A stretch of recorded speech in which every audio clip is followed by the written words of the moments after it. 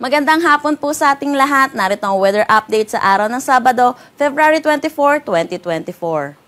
Wala naman tayong binabatay anumang low pressure area o anumang bagyo sa loob at labas ng ating Philippine Area of Responsibility. Pero meron tayong dalawang weather system na nakakaapekto dito sa ating bansa.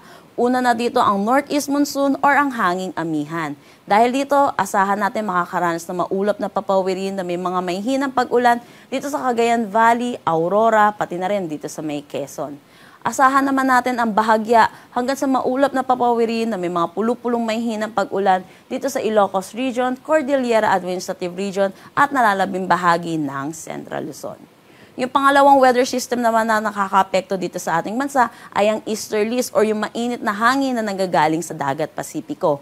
Dahil dito, asahan natin makakaranas ng maulap na panahon na may mga kalat-kalat na pag-ulan dito sa may Bicol Region pati na rin sa probinsya ng Samar. Asahan naman natin dito sa Metro Manila at nalalabing bahagi ng ating bansa, magiging maaliwalas ang ating panahon pero hindi mawawala ang mga tsansa ng localized thunderstorm lalo na sa hapon at sa gabi. Dako naman tayo sa magiging panahon ng ating bansa bukas, yung northeast monsoon natin ay iiral dito sa buong Luzon. Kaya kung makikita natin, makakaranas na maulap na papawirin na may mga mahihinang pag-ulan yung eastern section pa rin ng Luzon or dito sa may Cagayan Valley, Aurora at Quezon.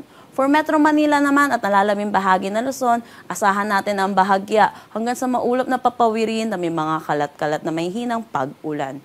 Itong northeast monsoon na iiral sa atin bukas ay hindi na yung kasing lamig ng mga northeast monsoon nung nakaraang linggo.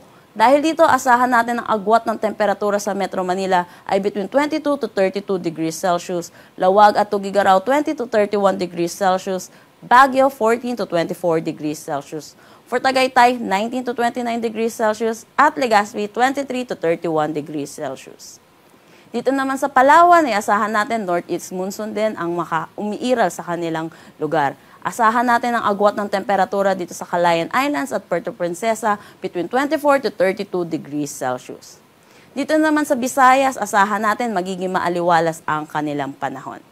For Iloilo, asahan ang agwat ng temperatura na 24 to 32 degrees Celsius, Cebu at Tacloban 24 to 31 degrees Celsius. Gayon din dito sa Mindanao, asahan natin magiging maaliwalas din ang kanilang panahon na may mga tsansa pa rin ng localized thunderstorm lalo na sa hapon at sa gabi. Sa Cagayan de Oro, ang agwat ng temperatura ay 24 to 31 degrees Celsius, Zamboanga 24 to 33 at Davao 24 to 32 degrees Celsius. Wala naman tayong nakataas na anumang gale warning sa anumang seaboards ng ating bansa.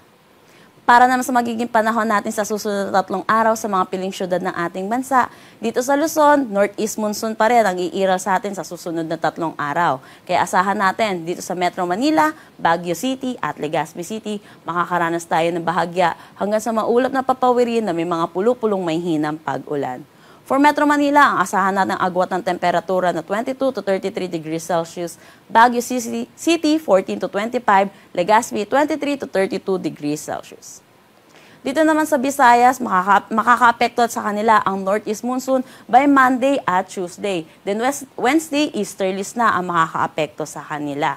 Dahil dito, asahan natin ang agwat ng temperatura sa Metro Cebu na 24 to 32 degrees Celsius, Iloilo City 24 to 32, Tacloban 24 to 32 degrees Celsius. Dito naman sa Mindanao, asahan natin magiging maaliwalas ang kanilang panahon pero hindi pa rin mawawala ang mga tsansa ng localized thunderstorm lalo na sa hapon at sa gabi. For Metro Davao, ang agwat ng temperatura ay 24 to 33 degrees Celsius, Cagayan de Oro 24 to 31, Zamboanga City 24 to 34 degrees Celsius. Ang sunset mamaya ay 6:03 p.m. at ang sunrise bukas ay 6:16 a.m. Para sa karagdagang impormasyon, bisitahin po ang aming mga social media pages at ang aming website pag-asa.dost.gov.ph. At yan po muna ang latest dito sa Pag-asa Weather Forecasting Center. Chanel Dominguez po at magandang hapon.